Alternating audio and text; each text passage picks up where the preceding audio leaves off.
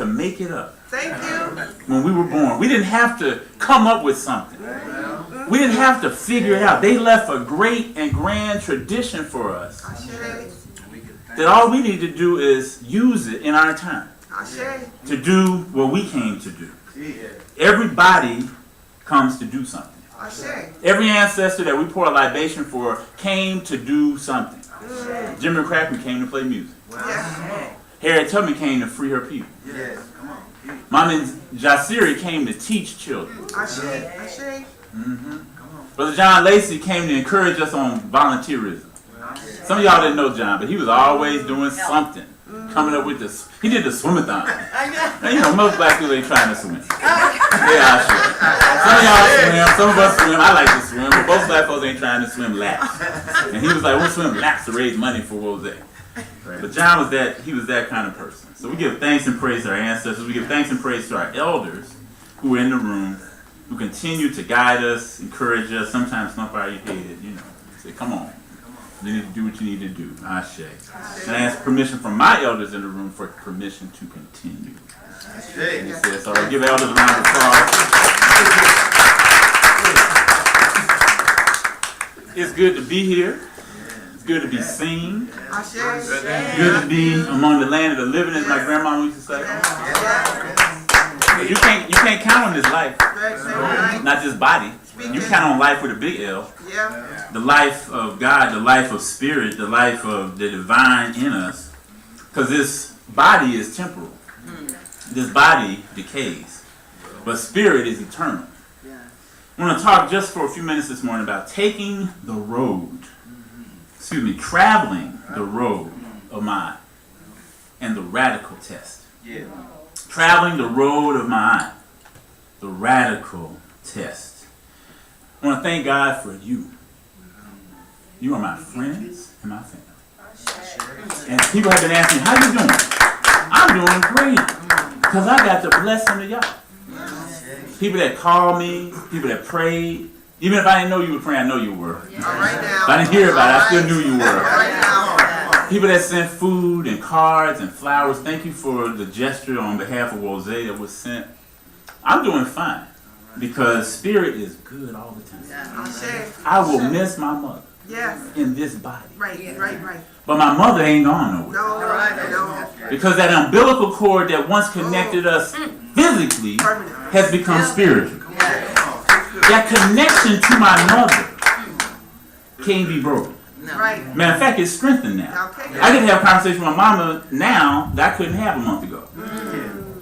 Because spiritually, you know, she already came to visit one time. So I'm good. I'm clear. It's not something like, you know, it's like how we are set up. Is to be these great receptors and transmitters of spiritual energy. So if you get rid of the blockages, the fetters, the impediments, the things that are in the way, you can hear what you need to hear. Teach good. And you can transmit what you need to transmit. Teach good. We're essentially like radio towers that are transmitting stuff. Now the question is, are you transmitting mind or isfet? Are you transmitting truth or falsehood? Are you transmitting the good in the world or are you amplifying the negative song? Traveling the road of my aunt. And the radical test. I thank God for my family. You are part of that family and all of the love that my entire family has felt. When we were in Pine Bluff memorializing and celebrating my mother's life, a lot of people came. A lot of people came to the service at Highland Church last Saturday. A lot of people came over to the house. A lot of relatives came who we hadn't seen in a long time. It was like a big reunion. And that's what, you know, funerals, celebrations, homegoing celebrations end up being that. Right? And so much of that is indicative of who your family is. Because the way people act all the time is how they act when they get to the thing. When they get to where they're supposed to be. Right? It ain't like they changed. My Uncle Robert's still my Uncle Robert. My Uncle Robert got these kids, the twins. And these guys are like 22, 20 years old. And they're kind of like the part of the family. Everybody goes like,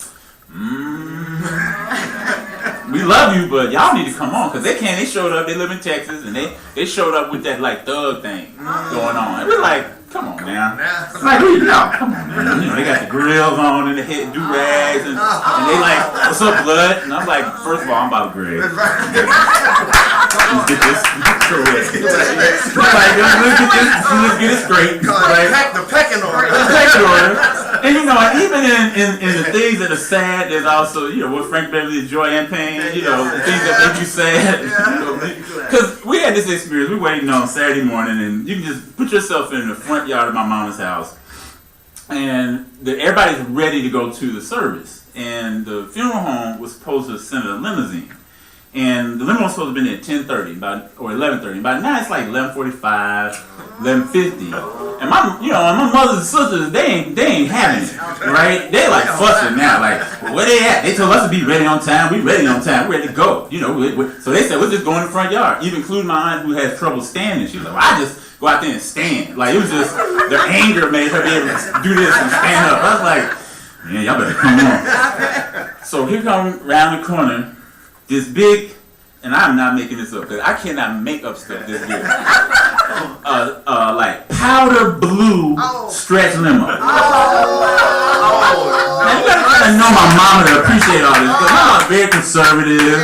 Like, you know, they're like one of them powder blue tuxedos that Sean probably had in high school. Like, you thought it was real cool. Like, you know, we all had one. We wanted to have one. We didn't have one, right?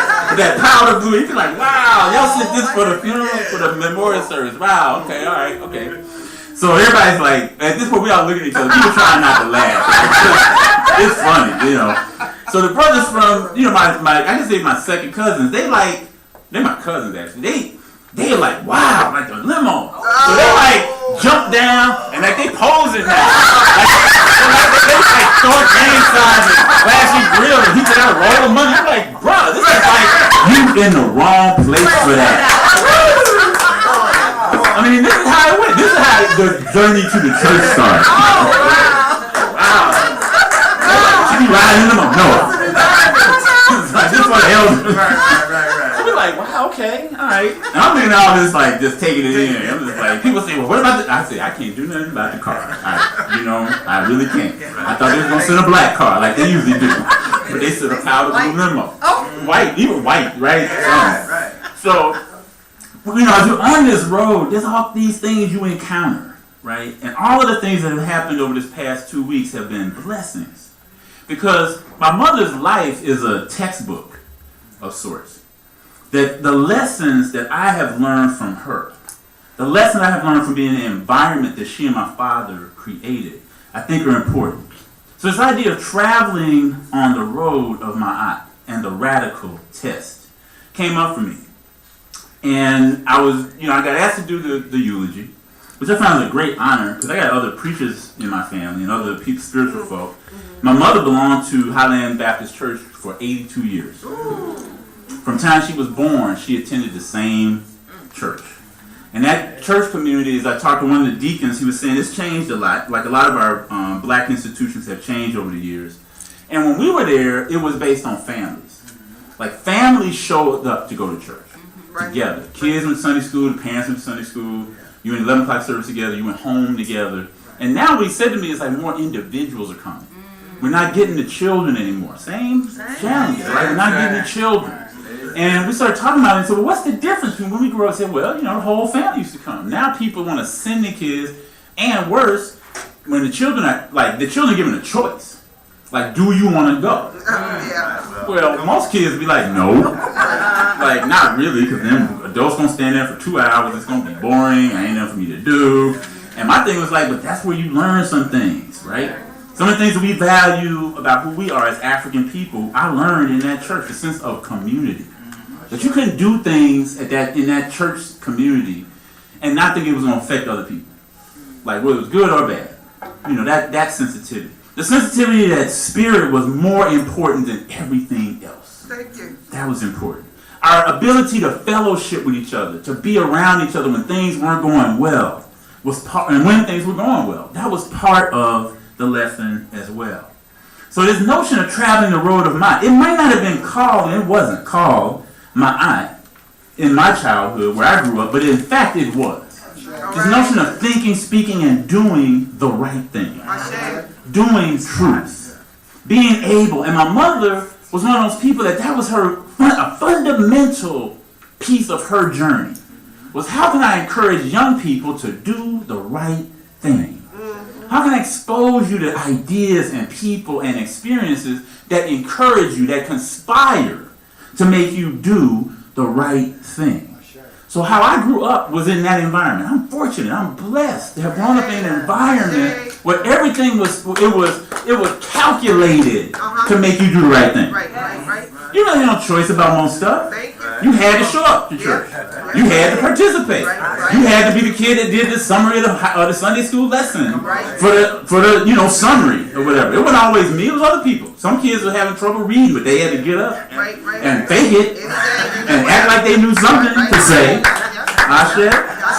So when I did the eulogy, my friend Quayle to the Shinder, some of y'all know it. I don't think he mind me saying this. Quayle should be a note. Quayle's from Pine Bluff. And so Quayle came to the service. He was expecting to see his father, who was one of my grade school teachers, whose health is not particularly good. But Quayle came to the service, got off the plane, got straight to the church, right? And later he sent me a note. He said, man, that was, y'all know Quayle because he kind of talked like, yeah, Greg. And he said, man, that was a masterful job of impersonating a Baptist preacher.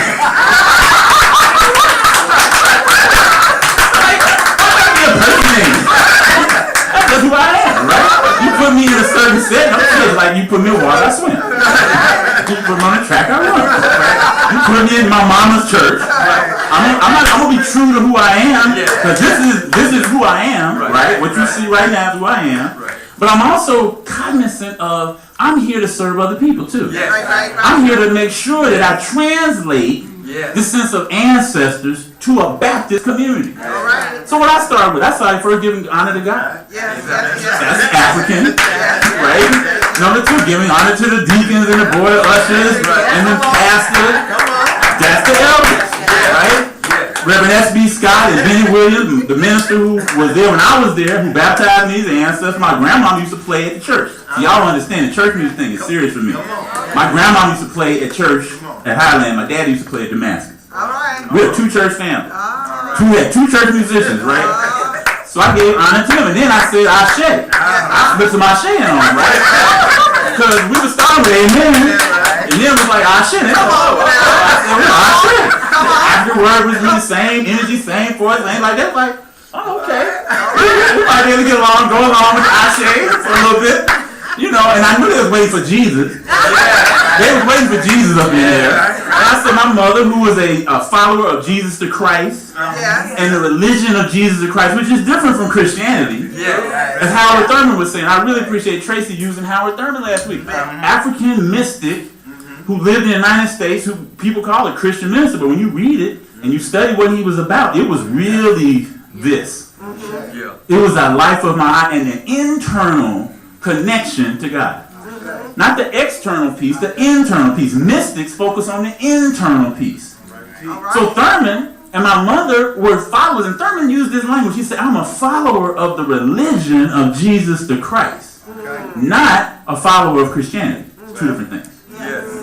So the bureaucracy, the institutional side, all of this so-called evangelical, fundamentalist thing that some people are calling Christianity is not the religion of Jesus Christ. Right? So we can be adept at this and how we work this road, how we travel my eye, to translate what it is that we believe to other people who may think differently, but who are of the same spirit, who are of the same mind. So this experience for me was important because it let me take a minute to look at my mother's life. It let me take a minute to step back from it and what she has accomplished in 82 years of good living. It allowed me to step back for a moment and reflect and appreciate a great educator. Right? A great educator. And there's a difference between being a great teacher and being a great educator. There's a difference. There's a difference. If you look at the etymology, the source of English words, it's really good to go back and look at where the word comes from. Because the way we use words, sometimes we're using them improperly because it's based on what they really mean, where they come from. So if you look at the Latin, you'll come to a discovery that every educator is a teacher. But every teacher is not an educator. All right, bring that down. We got a lot of teachers, people posing as educators who are really just teachers and delivering a skill. In the Latin, educare means to lead out, to bring out, to develop something that is latent or potential in the person. So it means that educators bring out what's naturally and divinely in you already. Bringing out, what is it that you came to the earth to do?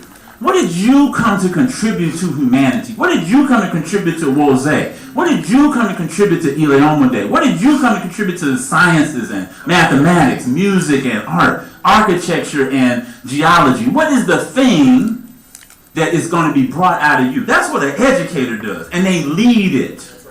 Educators are leaders. They're helping lead students to a place where they want their students to get to. Now, teachers are important, but teaching is a part of that process, but it's not the whole thing. To teach, looking at the root of the word, is to show, to present, to point out. It's like I give you the information and say, okay, what you gonna do with it, right?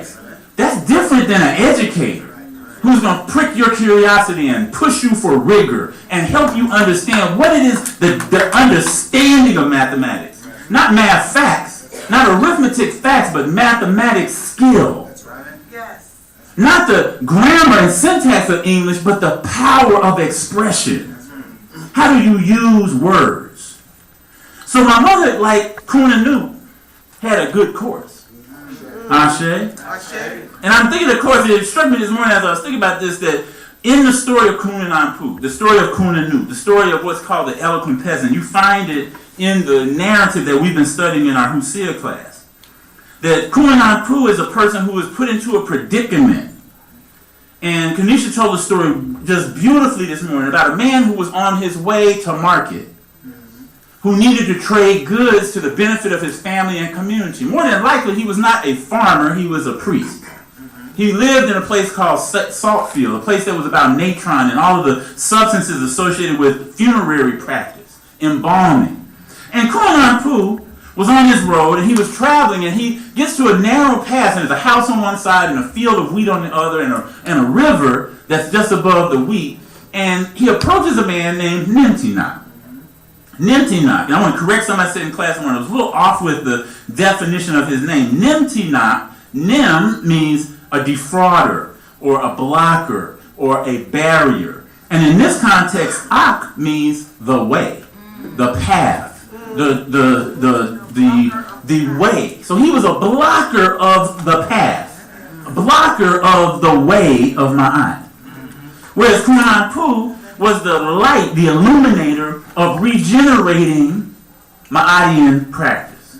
So his goods are taken from him by Nimtinok. He makes a petition, a complaint. He says, why do you take my goods? Nimtinok is so evil in his behavior that he says, I'm taking your goods because your donkey ate a wisp of barley as you went up to take a different route after I blocked your path.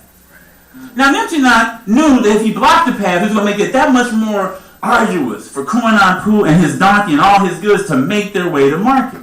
See, evil people have savvy. People who act evilly usually figure it out. It ain't like some random thing, right? Because to really mess with somebody, you got to think about it, right? You got to have an evil plan, right? And I'm being generous. We ain't gonna call a person evil, but he got evil behavior, right? But you got to have a plan. And Nimtinok stood there and he thought to himself, and the text says it, what powerful amulet and powerful hekau, what words can I use to take this man's goods? See, this is kind of how the United States be working that stuff. They like come up with a plan to figure out how they're going to take over your stuff. And they can't really run their stuff, right? Some of the people that so-called leaders in Congress, that's how they look. We're going to take away food stamps. We're going to take away Medicare. Don't you want to have affordable care? They're evil because they got a plan for how they're going to use these resources, right? When Nimtinok beat Kunanu, he lashed him and then said, and you better not cry. Now, that's somebody that they got a big head. Now, first of all, they take your stuff after blocking your way on a public road.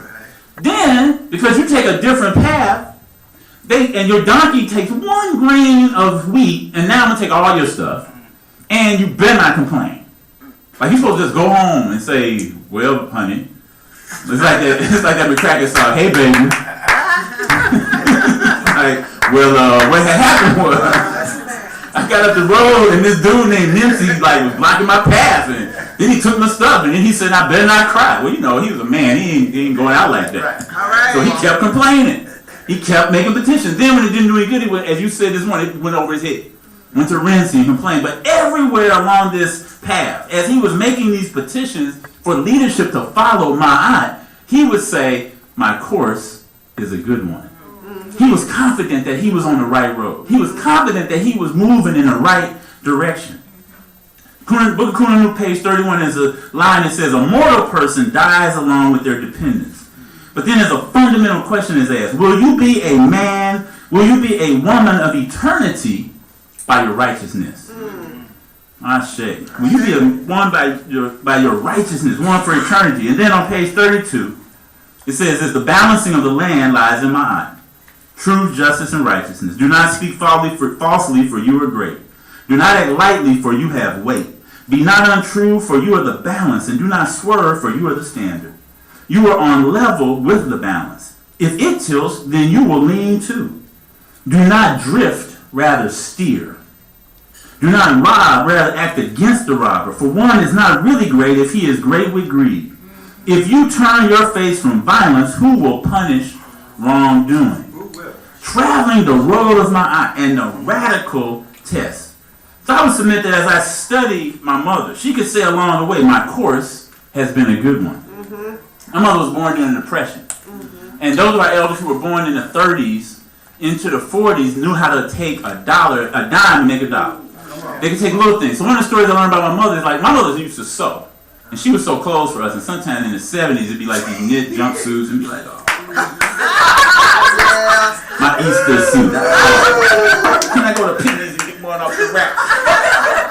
Oh. But I love her mama, because she made all kinds of clothes, right? And she learned how to make clothes because she and her sisters would take scraps from my grandmother, who also was a seamstress, who also could sew, scraps from the floor and make doll clothes. That was how she started learning how to sew. Then the first time she did a doll dress or a dress for her, because she didn't know, she was trying to figure this all out on her own, she took a pattern, and people who sew would know this, like you have to open the pattern all the way out, because if you leave it closed, you're going to make half of the garment. Right. So she made half a dress. And they said it was a nice dress, but it was half a dress. And from there she learned how to make a whole dress. And my mother was a quilter, and she was somebody who learned how to take, stuff out the garden. She canned, and she did pickles, she did jelly, and all this stuff. But she would say her course was a good one. When she went to high school, when she went to college, and when she got her master's in education, she would say her course is a good one. What is a good course? A good course is based on an African concept. Because my mother's African. She might not call herself African, but she's African. She got African son. That's kind of how that works. But what is a good course? Establishing values. You got to have values. What are your values? Is your course a good one? When it comes to your values, you got to have high moral practice. There was nobody who came to the service and said, well, with all due respect, Mrs. Hodge cheated me out of whatever. Nobody said nothing like that. My mom didn't roll like that. Right? Because her parents didn't roll like that. Her community didn't roll like that. The church didn't roll like that. The school didn't roll like that. But it's something about high moral practice. Can you say my course is a good one because of my practice? That I'm living my values. Not just talking about them, but living my values. My mother had a spiritual value, and I may have mentioned this a couple weeks ago, that when she was ready to go, she said, I'm ready to go. She wasn't afraid of what we call death. That's a big lesson from an educator. That's a big lesson to lead me in terms of how I need to be. My mother had her papers in order. Her course was a good one. How many of us have our papers in order? Like if something happened to you and somebody had to come to your house and figure out your stuff. Ooh, got caught. My own stuff was so together. And I have to share this, not bragging, it's just informing you because we all can be this way. She's part of the family. You're going to be pouring libation for her. But she was so tight that she set up her funeral arrangements like 10 years ago.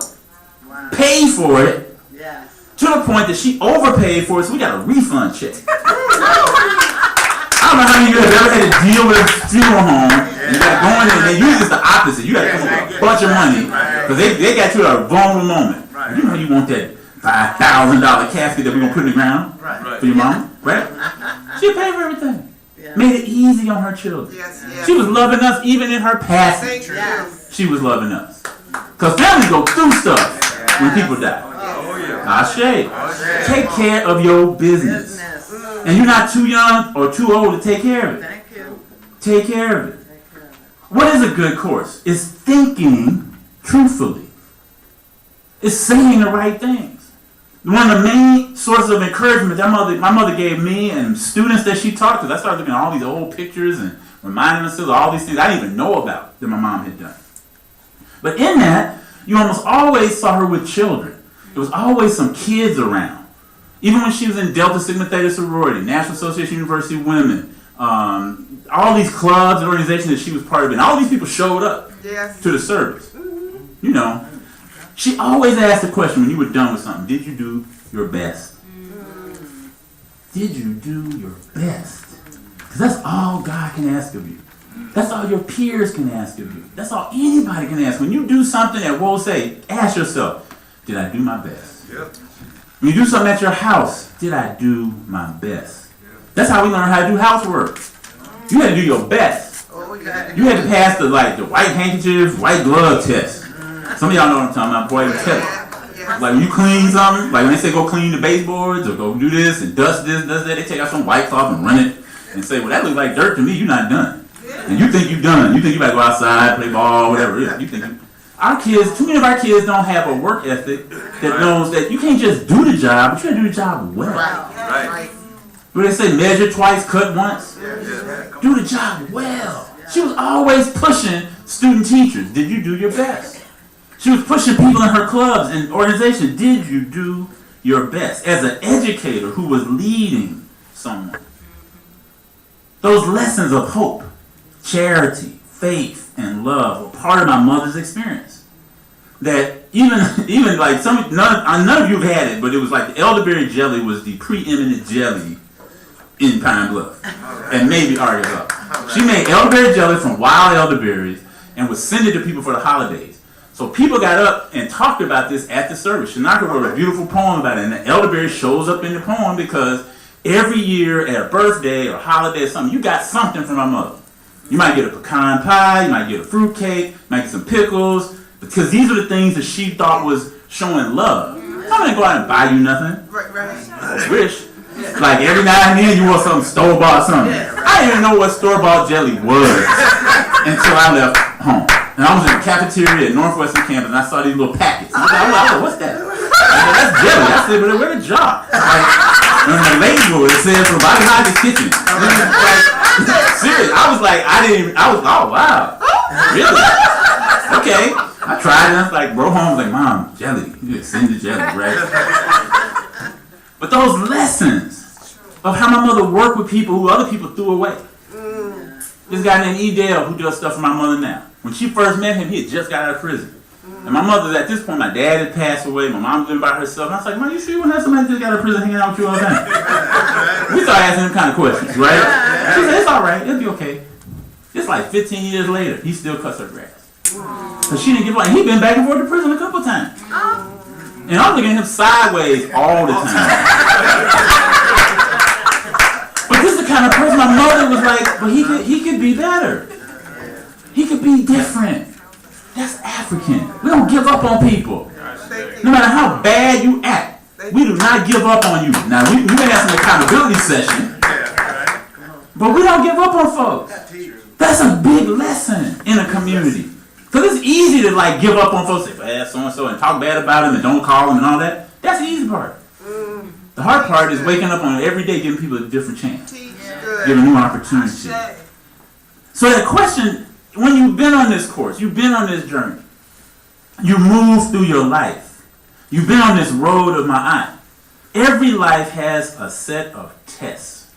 Every good educator, every good teacher knows that you have to assess the student's progress. You have to assess how well they learned the lessons that they were supposed to learn, whether it's mathematics or science, whether it's English or geometry, whatever the thing is. In life, the Most High gives you an examination every day. See, the radical test, as Thurman puts it, it's not the big dramatic moment. It's not the Kunanu Nimtinok moment, that first encounter where there's a huge opportunity for Nimtinok to do the right thing, to rethink his evil plan. But he doesn't. That would have been a radical test for him. Kuan Ampu had a set of tests. Because he could have done any number of things. When Nimtinok first took his stuff, he could say, well, you know, I'll be back. I got some partners in Southfield. You know, like we'll roll up on the Nimtinok. You ain't the only one. You know, it could have went a whole bunch of different directions. He could have waited till the middle of the night and burnt his house down. And took his donkey and went on the road. Right now. And like all kind of stuff could have happened. Right now. The story could have been totally different. Yes. It could have been like, yep, and Nimtinok's house got burnt to the ground. It didn't happen like that. It was like every challenge. They put him in the jail, in the timeout spot, wherever that was. And they just kept him talking. He could have went off, and you could tell when you read the text, you can feel it coming. You feel it like in a minute, he about to call somebody out. But he called people out using Ma'at. He called people out using divine speech, right? That ultimate examination often is in the small things that lead up to a ultimate test. Thurman says that the radical test, that fundamental test, is your daily response to circumstances that God puts before you. How do you respond to evil in the world? How do you respond to doubt? How do you respond to fear in you? How do you respond to procrastination? How do you respond to what other people have done to you, people that you care about? How do you respond? What do you respond to, and how life puts it in front of you? We have to be responsible for our reactions and responses to the conditions of life. You alone can say yes. It's what Tracy talked about last week, that in consent, the consent that you give to life for certain things that happen. My consent, that we hold in our hands our vote, how we react, what we vote for in our lives. Our reaction to the events of our lives, that we live under the scrutiny and judgment of God. And how we respond is the test. How do you respond to being a person for eternity? How do you respond to death and the imminence of this life ending? The beautiful lesson I have from my mother is that you respond to it gracefully. You respond to it by putting everything that you know into effect. That if you believe in God, if you believe in Spirit, you know that Spirit did not send you here for no good reason. That every breath is an investment to eternity. That every breath is an opportunity to do right. That every breath is an opportunity to forgive yourself for whatever it is you're holding yourself accountable for. Yes. It's an opportunity to forgive the other person for doing what they should not have done. Traveling this road of mine, this radical test, will you pass? Did you do your best? Is your course a good one? On the day that your body separates from your spirit, will you be able to say, yes, my course was a good one. I thought truth and justice. I practiced righteousness and right order. I was reciprocal in my relationships. I was harmonious with those who were disharmonious with me. On your final day, when you breathe that last breath, will you be able to say, my course was a good one. I passed the test of living a life of Nguzo Saba, of Ujima and cooperative economics, of collective responsibility and Kaumba, of faith in something bigger than you. On your last day, will you be able to say, yes, my course was a good one. I did my best. I passed the test. And I go to the next place with no fear. I go to the next place with no doubt. I go to the next place saying, I did everything I could do while I was here to serve others, to feed the hungry, to clothe the naked, to take those across who did not have a way, to serve the kids in this community who don't value life, To talk to that person who was a crackhead or a meth addict and bring them back from the depths of death into life. Will you say that you did your best to sing the songs of praise? Did you do your best to cook food that nourished the body and the spirit? That you did your best to comfort the prisoner, to take care of the widow and the widower, to put your hands on the children in your life who you have an influence over? Did you do your best in taking care of your aging parent? Did you do your best in every aspect, in all ways, in all times? The moral person dies alone. All right, take your time. It's fine. With their dependents. But will you be a person of eternity? Ashe.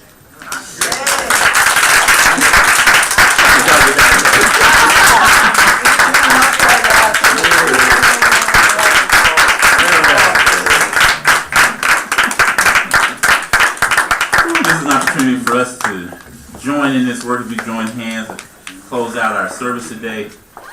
And I ask you if there's someone here who has not joined us in this work, I invite you.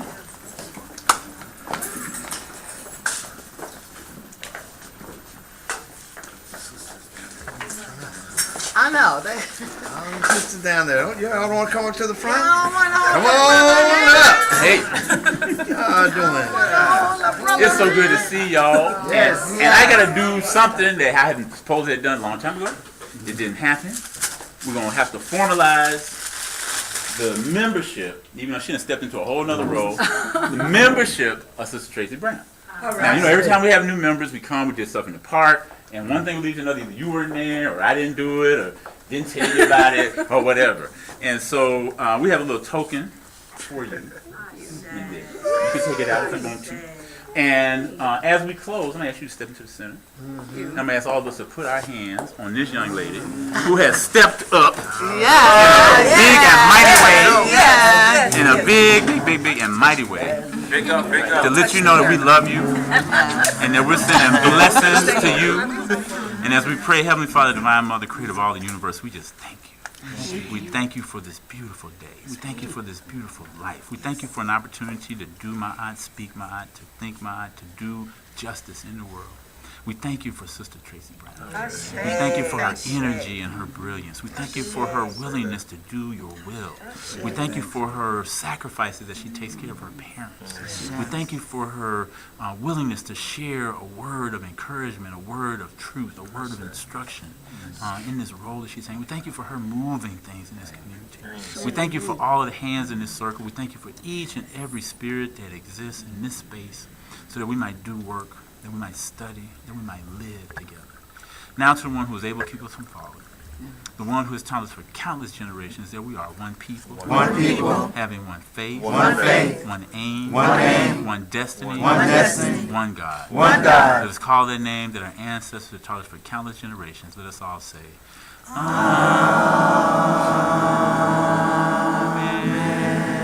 You are the most beautiful people on the face of this earth.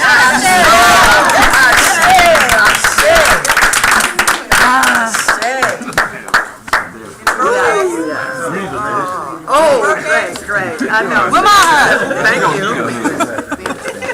I know. Yes, sir. Good to have you back, man. I say, what a blessing. How you doing? Yeah, good. Good to meet you.